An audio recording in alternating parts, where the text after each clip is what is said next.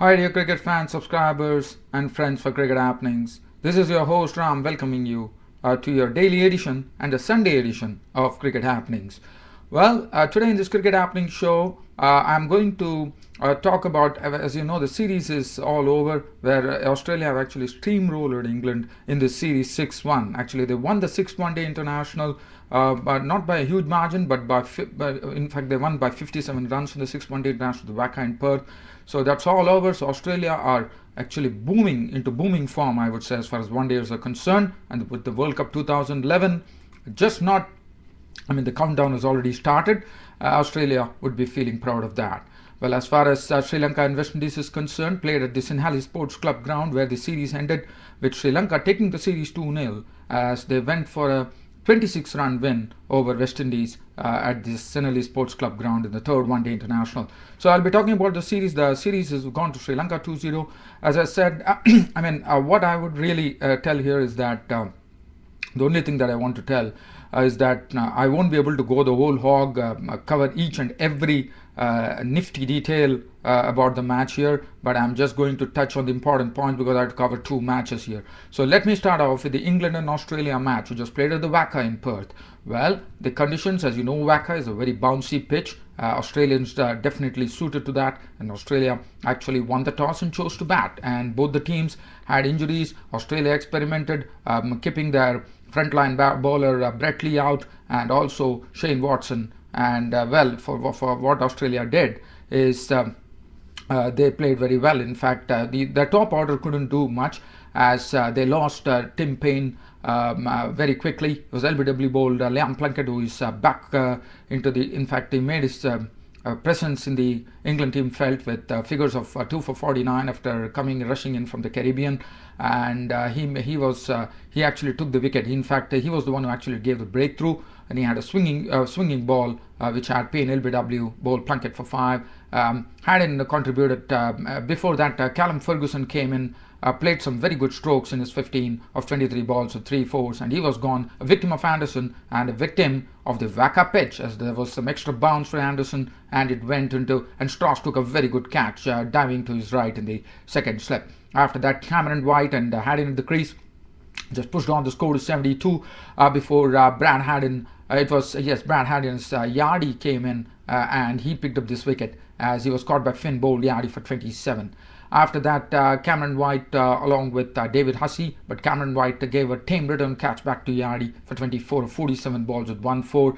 And well, after that, from 103 for 4, it was like a struggle for Australia in the 26th over, but David Hussey and Adam Voges combined into a very good partnership in 13 overs. In fact, they went for some quick runs there. From 103, they took on the score to 198. So you can imagine 95 runs were added in that space of 13 overs by David Hussey and Adam Voges. David Hussey was got a runner ball stuff there. He made 60 of 60 balls with 5 fours and 1 6.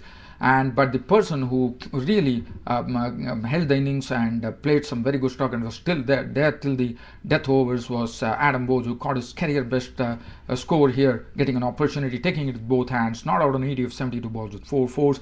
And Mitchell Johnson made 26 of 25 balls with 2 fours, and that was it. Hastings was out for 6, and Jason Kridza making his debut was not out on 6. 279 for 7. Australia finished within their 50 overs. Anderson 10 overs 1 made in 3 for 48. Plunkett 10 overs 2 made in 2 for 49. Stephen Finn 10 overs 1 made in none for 57. None for 47 of 9 for Luke Wright, and Michael Yardy 2 for 59. Jonathan Trott bowled 1 over for 8 runs.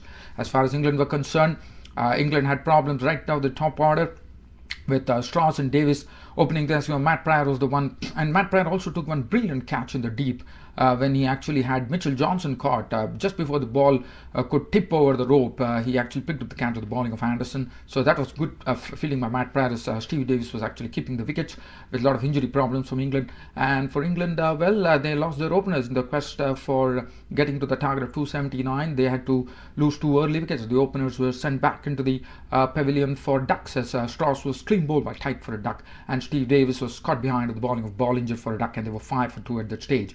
Jonathan Trott, the informed batsman, couldn't contribute much as he fell a victim to Johnson for 14 of 22 balls with 1-4. Kevin Peterson was also gone to caught Kridza bowled Johnson, and after that Johnson also took the wicket of Bell, and England were really reduced to tatters at that stage with 62 for 5 the score. Ian Bell was caught 8, bowled Johnson for 8, and after that the late order contributor with Matt Pryor coming late in the order made 39. But 39 and Michael Yardy, they've contributed a good partnership, actually pushed on the score to 119. But at that stage, it was Matt Pryor who played some good strokes, 39 of 51 balls with 3 fours, and Jason Krejza, who actually made his debut in this one-day international, really showed why he was. 9 overs, no maiden, 2 for 53 his figures, as he picked up the wickets of Matt Pryor, first for 39 of 51 balls with 3 fours, and also he sent back Luke Wright for 24 of 19 balls with 3 fours, and Liam Plunkett was contributed a good 20 of 32 balls, and Michael Yardy was the sole man who was actually driving the match for England, but finally he was left high and dry, not out on 60 of 76 balls, 3 fours and 1 6, and one magnificent 6 which he hit of the bowling of Dougie Bollinger. Stephen Finn was bowled by Tate for a duck. Anderson was victim of Hastings for 4, 222 all out, and England actually lost this match by 57 runs in the 6 one-day international to give Australia a 6-1 victory in this one-day series. As far as the bowling were concerned, Sean Tate, 8 overs, 1 maiden, 3 for 48, bowled well. The bowlers of Australian bowlers really contributed superbly. Just talking about the bowling figures there, Sean Tate 8 overs, 1 maiden, 3 for 48. Dougie Bollinger 7 overs, no maiden, 1 for 45. Mitchell Johnson bowled very economically, 7 overs, no maiden, 3 for 18. Hastings bowled 9 overs, no maiden, 1 for 39. Was always on the batsman there. Jason Krejza had a good debut, 9 overs, no maiden, 2 for 53. Hussey 4 overs, no maiden, none for 16. Australia won the 7-match series 6-1. The man of the match was Adam Woods of Australia for getting his career best score of 80 not out, and player of the series went to the informed batsman for Australia, Shane Watson, the man of the series. And as you know, yesterday the Channel 9 commentators, the experts, were telling that Shane Watson could be a key figure in the World Cup 2011, and why not? And Australia have everything to play for as far as World Cup 2011 is concerned. They have peaked at the right time, and they are looking absolutely superb right now, because it's a reserve talent which has done the trick for the Australia here. As far as Sri Lanka and West Indies is concerned, this was played at the 6th. This was played at the Sinhalese Sports Club ground in Colombo. Now this pitch was a big turner. There was a good battle between the spinners, but it was a battle. If you see the bowling, the spinners did a good job. It was Chris Gayle and Suleiman Ben getting career best figures of 10 overs, 1 maiden, 38 runs, 4 wickets. Chris Gayle bowled superbly, 10 overs, no maiden, none for 34. Nikita Miller bowled 5 overs for 35. The other end, it was Ajanta Mendes, 10 overs, 1 maiden, 4 for 46, who actually won the match for Sri Lanka. As far as this match was concerned, it was Sri Lanka who won the toss. It was West Indies who won the toss, put the Sri Lankans in. For Sri Lanka, they had a very good start from the openers Taranga and Dilshan, who went after the bowling, putting up 50 in just 8.4 overs. And after that, Dilshan was out for 30. Taranga made, in fact, Dilshan made 30 of 28 balls with 2 fours and 1 6. Taranga made 39 of 52 balls with 5 fours. After that, Kumar Sangakkara was the most highest scorer there. He was clean bowled by Suleiman Ben for 75 of 105 balls with 4 fours and 1 6. Jayawardene contributed a very good 44 of 51 balls with 2 fours. Other than that, there was not much coming from the Sri Lankan batsmen. Kapigura was gone for 17. Samaravira left for 4. Tisra Pereira, the all-rounder, was caught behind the bowling of Bravo for 4. And the only person who contributed late in the order was a quick-fire 36 not out from Angelo Matthews of 22 deliveries, 1 4 and 1 6 in that. Herath was not out on 2. And that was it. 277 was a good score that Sri Lanka put on the board there. The bowling figures, as the spinners were the one who really ruled the roost there. Other than that, the pace bowlers, Rampal's 5 overs went for 144 runs and 1 wicket there. Dan Sami had 10 overs, 1 maiden, none for 61. He was really very costly. Dwayne Bravo 10 overs, no maiden, 258. As far as West Indies were concerned, well, West Indies really made a good fist of that effort there to go for 277. They had initial problems as both the openers were sent for ducks. Chris Gayle was clean bowled by Fernando for a duck, and Adrian Bharat was caught behind the bowling of Tisra Pereira for a duck, and they were really staring down the barrel at 0 for 2. But after that, the only persons who contributed there was Darren Bravo with a very good knock. He has been very consistent and a very exciting stroke maker. 79, he contributed 91 deliveries, 9 fours and 1 6. And Ramnesh Sarwan was another principal scorer who made 51 of 66 balls, 3 fours and 1 6. Other than that, Dwayne Bravo late in the order made 32 of 42 balls with 2 fours. But late in the order, it was Carlton Bogg, the wicketkeeper, who really kept the West Indies hopes there with 49 of 54 balls, 4 fours. But he couldn't really take West Indies to victory. And that was it. They were 251 all out, getting Sri Lanka to win this match by 26 runs.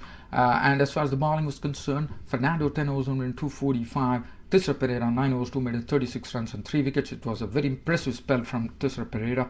Angelo Matthews 6 overs 10 for 33, but Ajanta Mendes was the pick of the lot there. 10 overs on made 446. Kapagata bowled 1 over for 7. Dilshan's 3 overs went for 25. 10 overs no made 1 for 54 for Rangana Herath. Sri Lanka won the match, 3-match series 2-0, with the first one being washed out.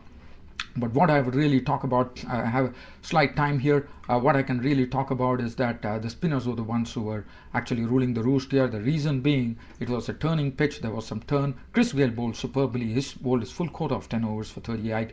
Other than that, as I said, it was a battle between the spinners, and the Sri Lankan spinners came up trumps. Ajanta Mendes in particular bowled very well, made full use of the conditions and got West Indies into a real tangle there. And finally, but I would say it was a good fight by West Indies, but they lost the match by 26 runs.